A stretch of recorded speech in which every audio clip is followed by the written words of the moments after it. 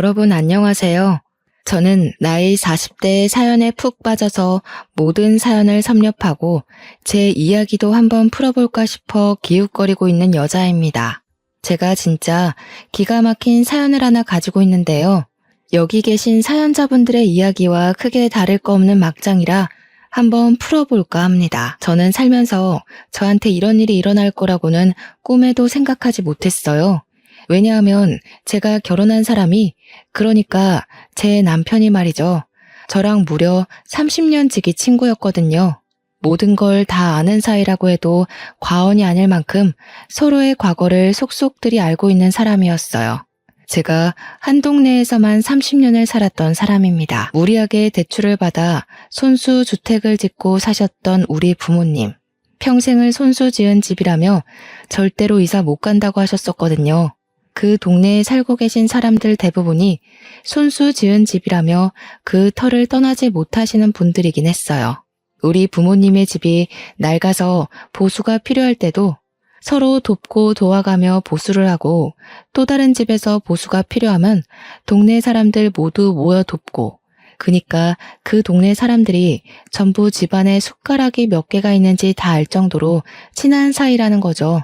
우리 옆집에 살던 동갑내기 친구가 바로 제 30년 지기 친구이자 남편이 된 놈이었습니다. 저랑 남편은 초등학교도 중학교도 고등학교도 같은 학교에 다녔고 졸업을 했어요. 모든 졸업사진마다 남편의 얼굴이 떡하니 찍혀있는 걸 보면 얼마나 어이가 없는지 모릅니다. 물론 대학에 가서야 드디어 갈라지긴 했지만 그게 저희의 사랑이 싹트게 된 계기이기도 합니다. 매일같이 등교하고 하교하고 학원까지도 같이 다니다가 20살 되자마자 갑자기 서로 다른 곳을 향해 가니까 마음이 이상하더라고요. 등교하면서 같은 반 친구 욕도 하고 선생님 욕도 하고 시험 성적 서로 몇 점 나왔냐고 내기도 하고 해야 하는데 지하철역까지 혼자 걸어가고 수업 마치고 혼자 오는 길이 너무 길고 외롭게 느껴졌어요. 근데 그 마음을 제 남편도 똑같이 느꼈다는 거예요. 자꾸 머릿속에 제가 둥둥 떠다녀서 미친 줄 알았다고. 그래서 군대로 도망을 간 거예요, 이 바보가. 근데 군대에 가니까 서로에 대한 생각이 더욱 절실하게 나는 거죠. 결국 제가 못 참고 군대 면회를 갔다가 그날 서로의 마음을 털어놓고 이야기를 하게 되었습니다. 제가 그때 참았더라면 이 기가 막힌 일도 겪지 않았을 텐데, 아무튼 남편이 군인임에도 불구하고 연애를 시작했고요. 저는 바보같이 그 꽃다운 시절을 군대 간 남자 기다리느라 허비해야 했습니다. 대학 시절에 이 남자 저 남자 만나보고 클럽 같은 데도 다니고 즐겼어야 했는데 코가 확 깨이는 바람에 아주 수도승처럼 지냈죠. 친구들이 어차피 군대 가는데 클럽 가도 모른다고 꼬실 때도 무슨 열려문이라도 세울 것처럼 굴었으니까요. 남편이 휴가만 나오면 좋아서 떨어지는 방법도 모르는 사람처럼 그렇게 연애를 했습니다. 같은 학교 출신인 친구들이 저랑 남편이 연애한다고 하니까 너네는 이미 부부 아니냐고 농담을 할 정도였어요. 그만큼 오래 하라고, 또 연애 감정이 전혀 생기지 않을 것 같은 사람들이었다는 거죠. 서로에 대해 모르는 게 없다는 건 장점이자 단점이었습니다. 가끔은 쉬고 싶은 날도 있는데 아무것도 할 거 없으면서 밖에 왜 안 나오냐고 닥달하는 남편에게 욕을 쏴주고 싶기도 했고요. 생리통이 심해서 집에서 쉬고 있으면 말없이 문고리에 초콜릿이랑 사탕 같은 걸 걸어두고 갈 때는 뽀뽀를 해주고 싶었죠. 불같으면서도 평온한, 오래된 것 같으면서도 신선한 연애를 쭉 이어갔습니다. 저희가 대학을 졸업하고 취업 준비를 할 때 서로의 이력서를 봐주고 고쳐주고 모의 면접도 서로 준비해주고 했어요. 보통은 사회인이 되면 또 다른 세상에 발을 들이는 거라고 하잖아요. 주변 모든 게 달라지니까요. 그래서 헤어지는 커플들도 많다고 하는데 우리는 오히려 서로 비밀이 없다 보니 더 편하게 연애를 할 수 있더라고요. 집안끼리도 다 아는 사이고 우리가 사귀는 걸 알게 된 이후에 저는 그 집에서 며느리, 남편은 이미 우리 집에서 사위 취급을 받으며 지냈습니다. 그렇게 딱 연애한 지 10년 차에 저희는 결혼을 약속했어요. 뭐 양가의 집안 사정도 다 알고 있고 숟가락이 몇 개 있는지도 아는 판에 사이좋게 허세 없는 결혼하자고 약속을 했습니다. 금전적인 문제로 의기투합이 되니까 결혼식 진행이 아주 순조롭게 착착 진행되었어요. 우리는 드디어 신혼살림까지 양가의 도움으로 얻어서 정착을 하게 되었습니다. 신혼집은 같은 동네이긴 하지만 서로의 집까지는 걸어서 15분 정도 걸리는 위치에 잡았습니다. 평생을 그 동네에 살아서 그런 건지 익숙한 동네를 떠나서 살고 싶지 않은 마음이 들기도 했고요. 부부싸움을 하게 되면 살벌하게 할 것 같아서 친정이든 시댁이든 가까운 곳으로 피신가야 한다는 생각도 있었고요. 한 동네에서 오래 산 장점이자 단점이라고나 할까요? 거기만큼 편한 곳을 찾지 못하겠더라고요.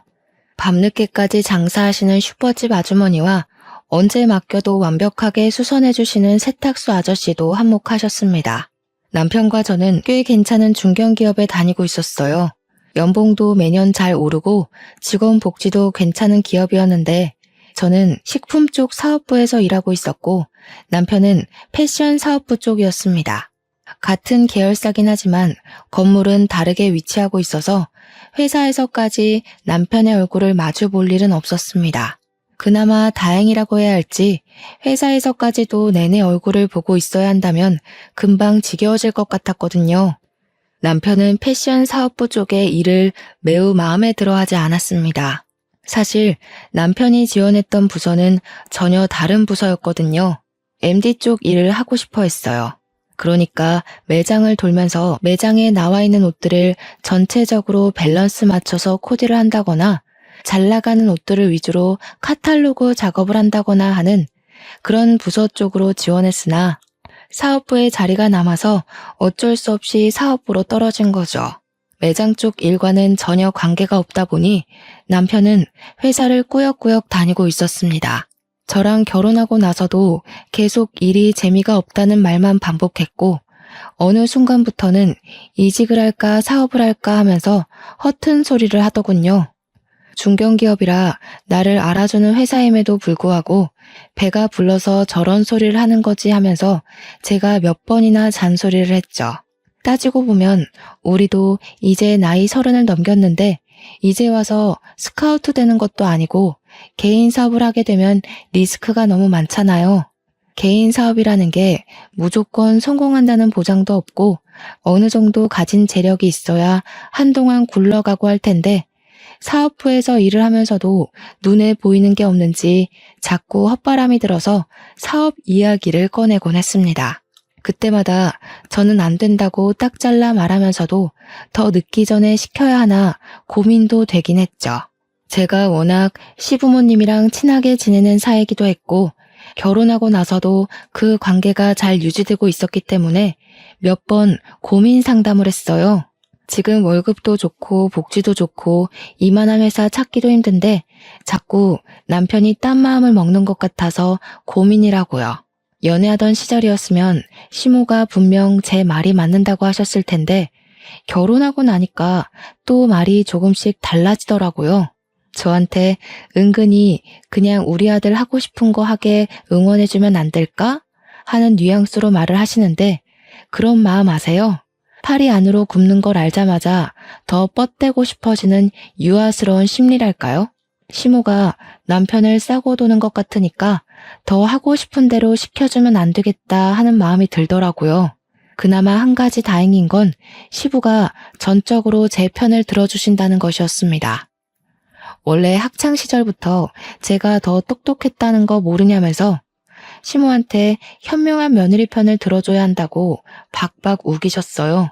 시모가 은근히 남편 올려치기 하면서 저를 깎아내리실 때도 시부가 딱 잘라서 이야기를 해주셨죠.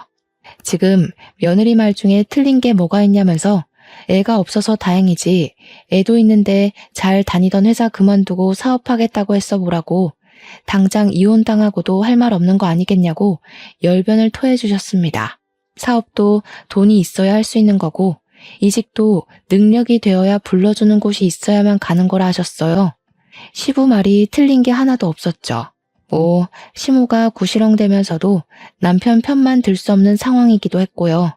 그럼에도 불구하고 원래 시자가 붙으면 다 그렇게 미련을 가지고 진상을 떨게 되는 건지 시무가 몇 번이나 저한테 따로 우리 아들이 하면서 딴지를 걸기 시작하셨어요.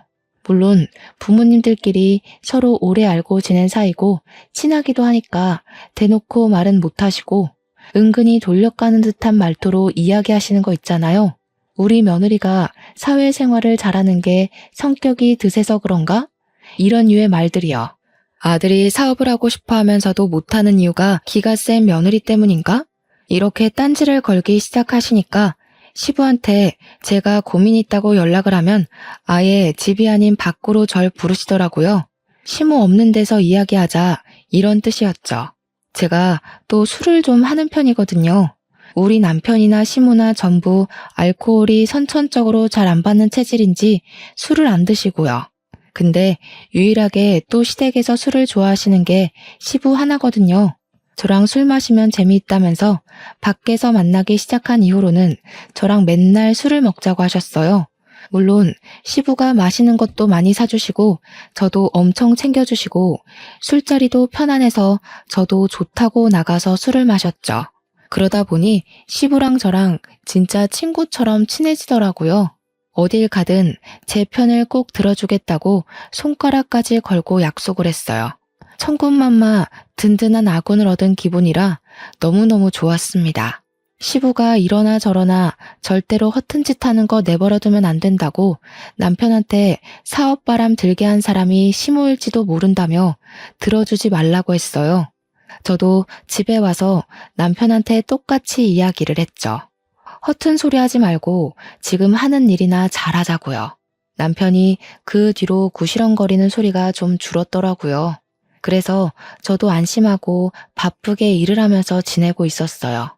새로운 식품이 론칭이 되면서 제가 하는 일이 엄청나게 늘었고 야근이 매일 있을 정도로 정신없이 지내야 했습니다. 그러던 어느 날 남편이 아주 거대한 폭탄을 던지고 말았습니다. 나 더 이상은 도저히 사업부 일 못하겠어. 나는 패션을 가까이서 알고 싶었단 말이야. 그래서 이 회사에 들어온 건데 온통 숫자와 글자만 보고 있으니 답이 없는 것 같아. 매장을 운영해보는 게 내가 하고 싶은 일에 도움이 될 것 같아서 대리점 신청했어. 지금 일하는 곳이 커다란 회사 안에 있는 계열사라 본사에서 또박또박 월급 날짜에 월급도 잘 주고 있는데 대리점은 다르잖아요.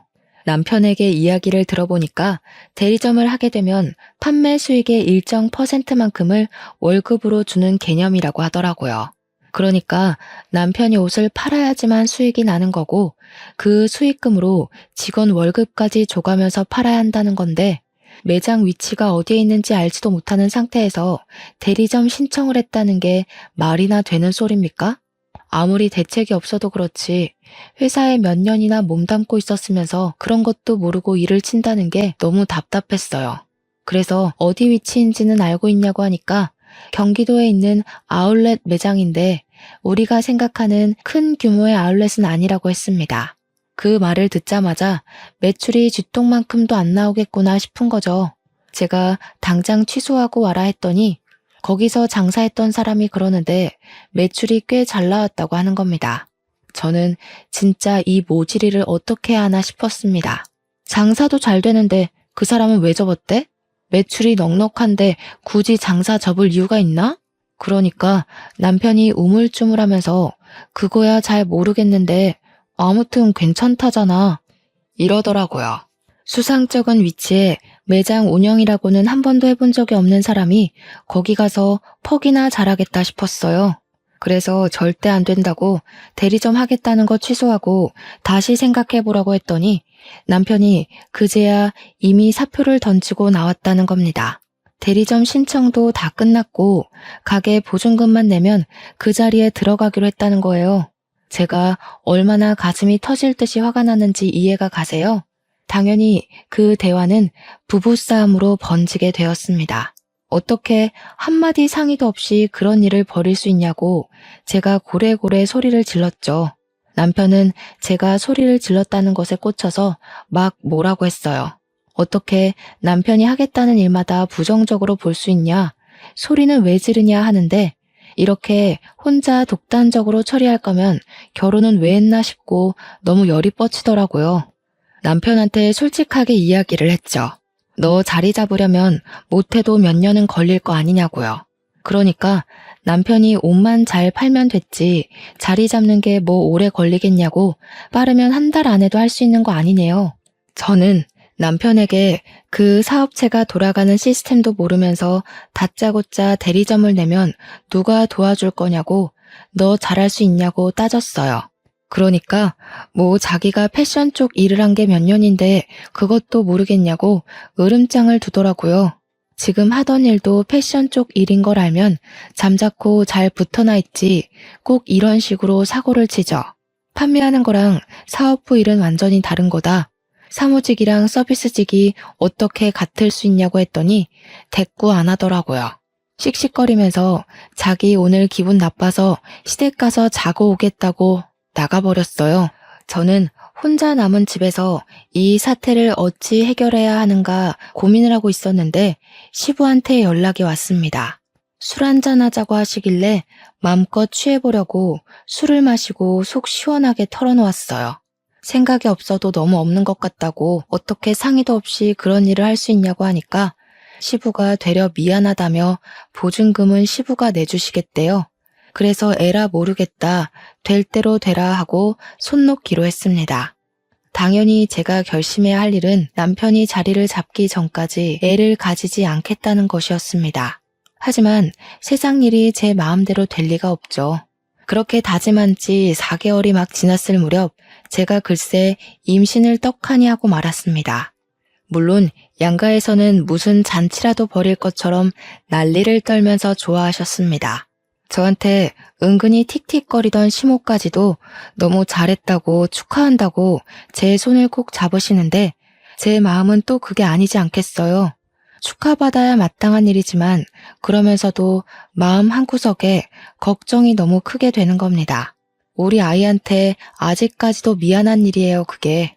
남편이 은근 낯을 가리는 성격이라 그런지 매장에서 손님이 와도 멀뚱멀뚱하게 있다고 하고 아무리 직원들이 잘한다고 해도 매장의 책임자라는 사람이 아무것도 안 하고 멍하니 있으면 무슨 물건이 팔리겠어요. 남편은 그냥 편한 거 좋은 거만 하면서 직원들에게 모든 책임을 전가하고 있었던 거죠. 버는 돈도 당연히 본사 다닐 때보다 훨씬 줄었고 그나마도 월급 제때 가져다 주지도 않았어요.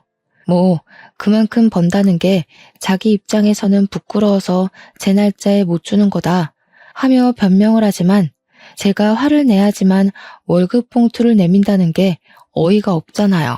도대체 그 돈으로 뭘 하고 다니는지, 왜 만날 돈이 없다고 난리인지. 안 그래도 임신한 뒤로 예민함이 극에 달해서 미치겠는데 남편 주머니에서 로또가 계속 나오더라고요. 남편한테 로또 한답시고 월급이 반토막 난 거 아니냐고 막 따지니까 그래봐야 5,000원인데 뭐가 문제냐고 하더군요. 5,000원짜리가 10장 20장 나오니까 제 속이 터지는 건데 도대체 제 남편의 눈치는 어디다 팔아먹은 걸까요? 어차피 당첨되지도 않을 거 그만 사라고 했더니 아울렛 주변 매장 형들이 전부 로또를 한다고 안 할 수가 없대요. 그나마 다행인 건 그 형들은 로또도 하고 스포츠 토토도 하고 그러는데 자기는 스포츠는 잘 몰라서 로또만 하는 거래요. 제 눈빛이 얼마나 경멸스러웠을지는 안 봐도 비디오였죠. 로또 용지 보니까 숫자도 제 맘대로 적혀 있길래 남편한테 번호 정해서 돌리는 거냐고 물어보니 자동이래요. 자동으로 해야 그나마 5,000원씩 잡힐 때가 있다면서 이를 드러내고 웃는데 도대체 누가 5,000원 벌겠다고 로또를 하나요? 제 남편이지만 참으로 모자란 놈이 아닐 수 없습니다. 그러더니 저한테도 로또를 사다 주겠다고 운을 떼더군요. 저는 번호를 고심해서 6개 골랐고 앞으로는 이 번호로만 로또를 사다 달라고 했더니 저보고 돈 낭비래요. 진정한 로또는 자동이다 어쩐다 하면서 핀잔을 주는데 지 주머니에서 나온 로또들 보면 답 나오죠. 누가 돈 낭비를 하고 있는 건지 참나. 시간은 계속 흐르고 남편이 벌어오는 돈은 쥐꼬리보다 조금 나은 형편이었고요. 저는 애를 어찌 키워야 하나 정말 막막함에 어쩔 줄 몰라 하고 있었습니다. 육아휴직을 내는 순간부터 우리 세 식구의 생활비를 어떻게 감당해야 할지 고민이 되었어요. 임신해서 먹고 싶은 것도 다 먹고 하고 싶은 것도 다 하고 휴식도 취하고 여유를 누려야 하는데 제 머릿속은 온통 부정적인 생각만 가득했습니다. 오죽하면 사람들이 임신한 이후부터 사람이 더 시커매진 것 같다고 혹시 우울증이라도 온 거 아니냐고 걱정할 정도였어요. 회사 사람들도 이 정도면 육아휴직 모르고 차라리 일을 하는 게 더 낫겠다고 농담을 던지기도 했고요. 철없는 남편이랑 살아본 적 없는 사람들이라 제 고충을 모를 것 같아 입을 열 수도 없었습니다. 거기다가 우리 집 남편 놈은 점점 수상한 행동을 하기 시작했어요. 제가 임신하고 6개월 차에 접어들어가니까 아무리 그래도 배불뚝이가 되더라고요. 살도 많이 찌고 다리도 맨날 퉁퉁 붓고 결혼 반지가 들어가지 않을 정도로 손가락도 퉁퉁 부었고요. 몸이 정말 너무 힘들고 허리도 하루 종일 시큰거리고 기침만 하면 갈비뼈가 부러질 것 같은 고통이 일더라고요. 제가 오죽하면 임신하고 나서부터 세상의 모든 어머니들을 존경하기 시작했다니까요. 처음에 임신했다고 했을 때는 발이 땅에 닿으면 죽는 사람처럼 저를 대접해주고 귀하게 여겨주더니 시간이 지날수록 점점 사람이 저한테 관심이 없는 겁니다. 스트레스 때문에 이거 먹고 싶다 하면 나가서 사 먹어, 배달시켜 먹어, 이러질 않나? 저보고 가뜩이나 살쪄서 곰 같은데 더 먹고 얼마나 더 찌려고 그러냐고 스트레스를 더 주더라고요. 이게 남편이 맞는지 혹시 원수는 아닌지 그런 생각이 들었죠. 맘카페 같은 데 올려보니까 오랜 친구 사이 같아서 사랑이 아닌 정으로 살고 있는 거 아니냐고 하는데 저희가 오랜 친구 사이는 맞잖아요. 이 사람이 정말 이제 더 이상 나를 사랑하지 않는 건 아닐까 하는 생각이 들었습니다. 그런데 더더 의심 가고 수상한 행동은 말이죠. 저에게는 세상 무관심한 사람이 행색은 엄청 번지르르하게 하고 다닌다는 거였어요.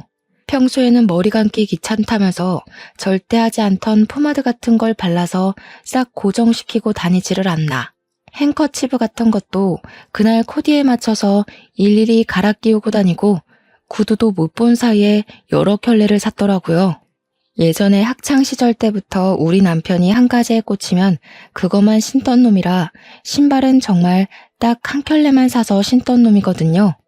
그런데 뭐 기분에 맞춰서 로퍼를 신어야 되니 윙팁이 어쩌니 하면서 못 알아들을 소리만 하는데 이런 꼴을 보고도 의심하지 않을 여자가 있을까요? 거기다가 인터넷에 보니까 마누라 임신 기간에 남자들이 바람을 제일 많이 핀다고 하대요. 저도 워낙 돌려 말하는 성격은 아니라 신이 난 남편한테 너 바람 났니? 하고 물어봤어요. 그러니까 남편이 갑자기 딱 정색하면서 무슨 그런 소리를 하냐고 기분 나쁘다면서 출근한다고 나갔습니다. 뭔가 티나게 어깨도 굽고 갑자기 정색하면서 아니라고 하는 게 오히려 더 의심 가고 믿음이 전혀 안 가는 거죠. 그러더니 그날부터 매장에서 마무리하는 직원이 일을 그만두었다고 본인이 마무리 매출까지 정리하고 퇴근해야 한다고 늦는데요. 매장에 직원이 셋이나 있었는데 하나 빠진다고 남편이 모든 일을 다 떠맡게 되는 건 아니잖아요. 심지어 직원들 월급 주고 나면 본인은 그 월급보다 못한 돈 가져와서 생활비로 내미는 주제에 제가 출산이 임박해서 남편에게 마무리는 다른 직원에게 맡기고 집에 일찍 들어왔으면 좋겠다고 했어요. 물론 아이가 언제 태어날지 모르긴 하지만 낮에는 그래도 시댁이니 친정 식구들이 가까이 있어서 상관없는데 밤은 이야기가 다르잖아요. 시부모님도 친정 부모님도 일찍 주무시는 편이고 남편 아니면 구급차를 타야 하는데 그럼 꼭 남편 없이 혼자 실려가는 기분이 들 것 같고 이래저래 출산 막달이니까 일하는 시간을 줄이고 옆에 있어 달라고 했죠. 그랬더니 남편이 저한테 자기가 돈을 많이 벌어야 애도 키우고 하지 않겠냐는 겁니다. 그런 마음이 있었으면 애초에 사표를 던지지 말았어야 하는 거 아닌가 싶었지만 싸움하기 싫어서 입 밖으로 꺼내진 않았습니다. 저한테 그 정도는 이해해주라고 제가 육아휴직을 내면서 생활비도 모자란데 2배는 더 벌어야 하지 않겠냐고 하더군요. 그런데 아무리 바빠도 제가 출산하는 날에 병원을 와야 하는 거 아닌가요? 진통이 시작돼서 결국 구급차 타고 산부인과에서 보호자 연락을 받은 양가 부모님이 죄다 오셨는데 남편만 오지 않았어요. 제가 진짜 너무 어이가 없어서 진통을 하는 내내 눈물이 막 나오더라고요. 아프기도 하고 서럽기도 하고요. 오죽하면 우리 아들 하면서 챙기는 시모도 우리 부모님 앞에서 어쩔 줄 몰라 하더라고요. 의사도 간호사도 남편분 찾는데 이 원수는 일이 바쁘면 얼마나 바쁘다고 마누라 출산하는 날 나타나지도 않는지 조리원에 가서도 진짜 많이 서운했어요. 다른 남편들 7시면 퇴근해서 조리원으로 찾아오는데 우리 남편은 밤 11시나 돼야 슬슬 기어 들어오는 겁니다. 너무 늦게 오니까 조리원에서 문단속 하시는 분들이 불편해하고 신랑분이 너무 늦게 오신다고 하는 게 그게 다 구박처럼 들렸어요. 남편이 늦게 오니까 애도 못 보고 프로그램 참여도 못하고 제가 진짜 서운했어요. 남편이라고 일주일에 7번 출근하는 건 아니지 않겠어요. 쉬는 날에 조리원 프로그램 좀 참여하려고 했는데 쉬고 싶다면서 집에 가버리는 거예요. 조리원에 저 혼자 두고서 쉬고 싶다고 가버리는데 너무 어이가 없었습니다. 조리원 퇴소에서는 더 막장이었어요. 저는 애 보느라 정신이 없는데 남편이라는 놈은 자기 피곤하다고 작은 방 가서 자버리는 게 아니겠어요? 저는 울고 보채는 애 달래고 놀아주고 안아주고 하느라 정신이 없는데 회식이 있었다면서 술을 먹고 들어오질 않나 저한테 주는 건 로또 한 장이 끝이었습니다. 저한테 미안하다는 소리 한마디 없었어요. 엄청나게 짜증나고 서운하고 저는 애 돌보는 기계가 된 느낌까지 받고 이게 바로 산후 우울증이라는 사실을 몰랐습니다. 아기를 한 6개월쯤까지 키웠을 때 우리 부부는 거의 대화를 하지 않게 되었어요. 저도 집에서 육아휴직을 내고 애만 보고 있었고 남편은 쥐꼬리 월급 가져다 주면서 생색은 엄청나게 내고 집에서도 핸드폰만 보고 있으면서 계속 뭐가 좋다 싫다 했는지 아이씨 이랬다가 아싸 이랬다가 난리도 아니더라고요. 그래서 너 뭐 하냐고 제가 핸드폰을 확 뺏어서 화면을 살펴보았습니다. 그러니까 이 미친놈이 불법 사행성 토토 같은 거를 하고 있더라고요. 제가 놀래서 이게 다 뭔가 하면서 이것저것 눌러보니까 만지지 말라고 저한테 소리를 치는데 충전 내역이 딱 뜨더라고요. 충전 금액이 무려 500만 원이나 되는 겁니다. 저한테 돈 못 벌었다면서 월급 엄청 조금 가져다 주던 게 알고 보니 토토하느라 돈을 써서 조금밖에 못 주던 거였어요. 제가 그 사실을 알고 얼마나 큰 충격과 배신감을 느꼈을지 상상은 가십니까? 충전 내역을 살려보는데 여태 쏟아부었던 돈이 몇백이 아니라 몇천 단위까지 올라가더라고요. 애까지 낳은 마당에 사행성 도박에 빠져서 이 정도 돈을 쓰다니 진짜 생각이 없어도 너무 없는 거죠. 제가 열이 받아서 수입이 도대체 얼마나 되는 거냐고 정확하게 말해보라고 했더니 모른다고 딱 잡아떼는 겁니다. 네가 버는 돈인데 모른다는 게 말이 되냐고 솔직하게 말을 하라고 했는데 계속 어물쩍 넘어가더라고요. 이대로 넘어가면 이 남편놈이 원하는 대로 흘러가는 거라는 생각이 들어서 월급 통장을 찾았습니다. 월급 통장이 구석에 통장 정리 한 번 안 된 상태로 있길래 은행으로 달려가 통장 정리부터 했습니다. 그랬더니 진짜 가관이더라고요. 저한테 생활비라며 가져다 주는 돈이 월 150에서 200만 원 정도 되었거든요. 그게 자기 용돈 빼고 주는 거라면서 저한테 약간 모든 돈을 다 맡긴다는 식으로 생색을 냈었는데 월급 통장에 들어오는 돈이 평균적으로 500만 원 정도 되더라고요. 많이 들어오는 달에는 700만 원, 800만 원도 찍혀 있었어요. 저는 정말 애 키우면서 기저귀도 아껴 쓰고 식비도 허리띠 졸라매면서 식단 짜서 먹고 있었는데 얼마나 어이가 없고 속이 상했겠어요. 저는 참을 수 없는 배신감에 시부한테 이 사실을 모두 알렸어요. 그래도 집안에서 유일하게 제 편을 들어주는 사람이 시부뿐이었기 때문에 저도 별다른 선택지가 없기도 했죠. 그랬더니 시부가 집까지 찾아와서 남편을 붙잡고 소리를 질렀습니다. 어디 할 게 없어서 애까지 있는 놈이 도박을 하냐고 당장 손모가지를 자르겠다고 아주 난리가 나셨습니다. 옆에서 보고 있던 저도 가슴이 쫄려서 콩닥콩닥 할 지경이었으니까요. 뒤따라온 시모가 시부를 막 말리고 남편도 평소에 시부를 무서워했던 터라 잘못했다고 빌면서 울고불고 하는데 가관이더라고요. 그 와중에 시모가 저한테 은근히 그걸 왜 일러서 이사다를 만드냐고 탓을 하는데 진짜 팔이 안으로 굽어도 너무 굽은 거 아닌가요? 제가 말해서 들어먹을 인간이었으면 시부한테 말 자체를 하지 않았겠죠. 제 말을 듣지 않으니까 어쩔 수 없이 이 상황을 만든 건데 진짜 짜증났어요. 그 뒤로는 남편이 저에게 완전히 적대감을 드러내기 시작했어요. 부부 사이가 원활하지도 않았고 사행성 토토를 제가 시부에게 알린 이후로 저희의 감정의 골은 더욱 깊어질 수밖에 없었죠. 제가 무슨 말만 하면 틱틱거리면서 저를 깔보고 무시하기 시작했어요. 여자가 복직해봐야 돈을 벌면 얼마나 벌고 승진을 하면 얼마나 하겠냐면서 자기가 벌어온 월급으로 살아야 할 건데 왜 그런 걸 시댁에 가서 일러냐 이런 거죠. 제가 눈이라도 치켜뜨면 또 시부한테 가서 이럴 거냐고 비아냥거리는데 저희가 또 30년 지기 친구잖아요. 서로 말이 곱게 나가질 않는 거죠. 거기다가 활용점정으로 남편이 술 먹고 들어온 것도 열이 받는데 옷에 여자 화장품까지 묻혀온 거예요. 제가 이걸 그냥 참아줘야 할까요? 제 성격에 절대로 참아줄 수 없었죠. 그래서 남편이 술에 취해 자는 사이 한쪽 눈썹을 완전히 밀어버렸습니다. 아침에 일어나서 식겁을 하면서 저한테 야 미쳤냐? 하면서 달려드는데 저도 옷에 묻은 화장품 보여주면서 네가 더 미친 거 아니냐고 했죠. 나도 호스트바에 가서 한번 질펀하게 놀아볼까?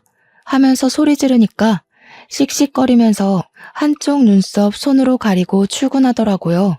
퇴근할 때 보니까 눈썹이 곱게 그려져 있길래 누가 그려줬냐고 화를 내니 매장 여직원이 그려줬대요. 이 눈썹을 하고 어떻게 손님을 받고 일을 하겠냐면서요. 그렇게 서로 으르렁거리며 지내다가 아기가 돌쯤 됐을 때 돌잔치 준비를 하다 보니 그날 입을 우리 아기 옷이 없더라고요. 꽃가옷이나 하나 사줄 겸 남편이 매장에서 어떻게 일하는지 궁금하기도 해서 친정 부모님 모시고 남편이 일하는 아울렛에 갔어요. 미리 간다고 연락하지 않고 불시에 찾아갈 심산으로 아기 옷부터 구경을 하고 오후쯤 되어서 남편의 매장으로 갔죠. 서프라이즈 할 겸 이제 돌잔치도 얼마 안 남았으니 앙금 털고 화해할 생각으로 간 거였어요. 근데 남편 매장에 딱 도착했는데 그 계산하는 포스 기계 아시죠? 그 앞에서 웬 여자애랑 백허그를 하고 실실 쪼개고 있는 게 아니겠어요? 친정 부모님도 이게 뭔가 싶어서 눈 비비고 계시고 저는 남편이 그 여자애랑 노닥거리는 모습 보고는 엄청 놀랐죠. 엄청 놀란 동시에 속에서 끓어오르는 분노와 옷에 묻혀온 화장품이 막 생각나고 여자 직원에 자기가 눈썹 그려줬다는 것까지 퍼즐이 막 맞춰지더라고요. 그 여자의 목에 직원들이 사용하는 사원증 목걸이가 걸려 있었거든요. 더 볼 것도 없다 싶어서 아버지한테 애를 덥석 안기고 야, 이 미친놈아, 너 뭐 하는 거야? 소리를 지르면서 남편에게 달려갔어요. 남편이랑 그 여자애랑 후다닥 떨어지면서 어머나 하는데 제가 눈에 뭐 보이는 게 있겠습니까? 남편이 손사래를 치면서 아니야 오해야 하는데 아주 뺨부터 갈겨버렸습니다. 주위에 있던 사람들도 다 쳐다보고 옆 매장, 앞 매장 할 거 없이 다 구경 와서 보는데 분이 안 풀려서 소리를 막 질렀죠. 이 미친놈 새끼가 지금 마누라가 떡하니 있는데 매장 직원이랑 바람이 나서 이러고 있어? 아니야, 오해야. 오해라니까. 그냥 계산하는데 뭐가 안 돼서 그런 거야. 너는 직원이랑 끌어안고 시시덕거리면서 일하는 게 지금 바람이 아니라는 거야? 우리 부모님도 김서방 지금 뭐 하는 겐가? 하고 소리치고 있고 여직원에는 고개 숙이고 구석에 어쩔 줄 몰라 서 있고, 남편은 저한테 맞은 뺨이 막 부어오르기 시작하는데 아니라고만 변명하고 앉아 있더라고요. 그러면서 직원한테 기계 사용법 알려준 게 죄냐고 억울한 척 하는데, 둘이 누가 봐도 커플인 것처럼 꽁냥꽁냥 하고 있던데 무슨 개소린지. 제가 남편 귀때기를 잡아 끌고 당장 나오라고 했어요. 남편이 지은 죄가 있어서 그런지 쪽팔린 것도 모르고 잘못했다고 막 빌면서 질질 끌려 나오더라고요. 그대로 부모님 차에 태워서 시댁으로 달려갔습니다. 시댁에 도착해서 문을 쾅 열고 들어가니까 시부모님이 저와 남편을 보고 뒤이어 따라온 우리 부모님을 보고 깜짝 놀라시더라고요. 제가 씩씩거리고 있으니 무슨 일이 난 건 알겠는데 저희 부모님까지 와 있으니 이상하다 싶으셨겠죠. 알고 계셨어요? 이 사람이 바람 난 거 알고 계셨냐고요. 시부모님이 숨을 헉 들이키시더니 몰랐다고 하시면서 남편한테 진짜 바람 피웠냐고 막 추궁을 하시더라고요. 남편이 아무 소리도 못하고 죄송합니다, 잘못했어요 하는데 우리 부모님은 김서방이 그럴 줄 몰랐다고 가슴을 쾅쾅 치시며 분노하시고 있고요. 그러니 시모가 저한테 쓱 이야기를 하는 겁니다. 아니, 평소에 집에서 애를 얼마나 구박을 했길래 애가 바람을 피우고 그러겠어. 우리 아들 뺨은 또 왜 이러고? 네가 때린 거니? 애 얼굴을 무식하게 왜 때리고 그래 정말? 저는 당연히 할 말을 잃었죠. 바람 피운 게 누군데 제 탓을 한단 말입니까? 평소에 제 편만 들던 시부는 아이가 떡하니 저희 부모님 품에 있는데 담배만 뻑뻑 피워대시고요. 세상에 너무나도 실망스럽더라고요. 아니, 얘기 들어보니까 우리 애가 오해라고 하는구먼 뭘. 바람 피운 것도 아니라는데 애를 때리긴 왜 때려? 내가 이거 그냥은 못 넘어가. 이혼해 너네. 시모가 되려 큰 소리를 치니까 기가 막혔죠. 남자가 사회생활하다 보면 한 번쯤 실수도 하고 그런 거 아니겠습니까? 어차피 지금 며느라가 복직도 못할 텐데 그냥 눈 딱 한 번 감고 넘어갑시다. 결정적일 때 팔이 안으로 굽는 걸 경험하게 된 거죠. 그래서 제가 그 여자 불러보라고 했더니 남편이 걔는 어려서 아무것도 모르는 애라고 하더라고요. 지금 누가 누구 앞에서 그 여자 편을 든답니까? 나랑 이혼하는 건 둘째치고 걔 이야기도 들어보자고 당장 데려오라고 난리법석을 떨었습니다. 그랬더니 남편이 그 여자애는 죽어도 못 부른다고 차라리 이혼을 하재요. 우리 부모님도 기가 막혔는지 사람을 잘못 봐도 한참을 잘못 봤다며 이혼하라고 내 딸 상처받는 거 죽어도 못 본다고 했습니다. 제가 남편 보고 짐 싸서 너네 집 가라고 하니까 군소리 없이 짐 챙겨서 시댁으로 가더라고요. 저도 이혼하기로 완전히 마음 굳혔고 30년 지기 친구고 나발이고 정말 하나도 소용없더라고요. 며칠 뒤에 이혼 서류 싹 작성해서 시댁에 들고 갔더니 집안에서 하하호호 웃는 소리가 막 들리는 겁니다. 누구 속은 다 뒤집어졌는데 자기들끼리 재미있는 일이라도 있나 보지 싶어서 비밀번호 열고 들어갔더니 거실에서 삼겹살을 구워 먹고 있더라고요. 가운데에 떡하니 그 상간녀인 매장 여직원까지 끼워서요. 저보고 다들 얼음처럼 굳었는데 너무 화가 나니까 사람이 차분해지고 웃음이 나더라고요. 그대로 달려가서 프라이팬을 뒤집어 엎었습니다. 그러니 다들 삼겹살 기름이 튀어서 막 소리 지르고 벌떡 일어나서 난리도 아니었어요. 그 가운데에 이혼 서류를 던지고 이혼하자고 했죠. 유부남 꼬셔서 바람 피운 너도 참 답 없다. 너도 이 새끼 도박쟁이인 건 알고 만나니? 아님 너도 같이 도박해? 다들 저한테 뭐라고 한 소리 하는데 다 무시하고 시댁을 나왔습니다. 며칠 뒤에 이혼 소장 접수됐다고 연락이 오더라고요. 저도 재판기일까지 집을 정리하고 친정으로 돌아왔고요. 신혼집은 팔아서 반반 나눴습니다. 원래는 시부가 사준 집이었는데 재산 분할 소송하겠다고 하니 유책 배우자가 남편이라 돈을 더 뜯길 것 같았는지 딱 반 나누자고 하더라고요. 그걸 받아서 친정와서 애 키우는데 보태 쓰고 있었습니다. 이혼하고 6개월이 지나서 복직 준비도 하고 지냈는데 옆집에 전 남편이 살고 있으니 여간 불편한 게 아니었어요. 그러던 와중에 사뒀던 로또가 생각나서 아무 생각 없이 로또 번호를 맞췄는데 아니 글쎄 제가 1등에 당첨이 되었다고 떡하니 뜨는 게 아니겠습니까? 제가 너무 놀라서 이게 꿈인가 생시인가 구별이 안 가서 친정 부모님께 보여드리니 진짜 1등이 맞는다는 겁니다. 저는 떨리는 마음으로 로또를 바꾸고 바로 동네에서 제일 최근에 지어진 아파트를 계약했습니다. 그러고는 이사 준비를 하는데 저희 집이 분주하게 이사 준비를 하니 은근슬쩍 전 시모가 집 앞을 서성이며 저한테 이사 가냐고 물어보더라고요. 똥이 무서워서 피하나요? 더러워서 피하지. 제가 로또 1등이 당첨됐거든요. 그래서 저희 신식 아파트로 이사 갑니다. 로또 1등이 당첨됐다고? 예, 그것도 재산 분할 들어가야 하는 거 아니니? 이혼하고 당첨된 건데 왜 재산 분할 대상이 되겠어요? 그 전에 당첨됐는데 속인 거 아니고 내가 변호사 찾아가서 물어본다. 그러시든가. 그 뒤로 무슨 콩고물 떨어질까 싶어서 우리 집 앞을 기웃기웃하는 것을 동네 슈퍼 아줌마가 너네 아들이 바람 피워서 이혼까지 했다면서 무슨 미련이 있어 여기서 서성이냐고 쫓아주셨어요. 동네 창피하게 그런 소리 한다면서 얼굴 가리고 도망가시는데 속 시원하더라고요. 나중에 이사가고 한참 지나서 슈퍼집 아줌마가 집에 놀러 오셨다가 이야기를 전해주셨는데 전 남편은 도박 못 끊었대요. 월급은 들어오는 대로 죄다 날리고 돈은 없고 빚만 늘어나니까 상간녀도 헤어지자고 도망갔다고 하대요.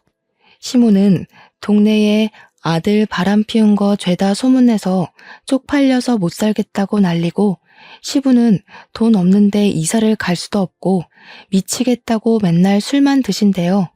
저랑 이혼하고 아주 집안 꼴이 말도 아니죠. 이래서 인과응보라는 게 존재하는 건가 봅니다. 저는 무사히 복직을 했고 남들보다 더 열심히 노력한 덕분에 승진도 했어요. 한 우물만 깊게 파다 보니 제 능력을 인정받는 날이 이렇게 찾아오곤 하네요. 벌써 우리 아이는 말도 곧잘하고 아빠의 부재를 잘 받아들이고 지내고 있습니다. 언젠가는 좋은 사람 만나서 우리 딸에게 꼭 필요한 아빠를 만들어주고 싶은 마음도 있어요. 새로운 사랑이 찾아오는 그때까지 열심히 보면서 기다리겠습니다. 여러분도 그때까지 가정의 평화를 잘 지키시고 바람 피우는 놈은 절대로 봐주지 마세요. 제 이야기는 여기서 마치겠습니다.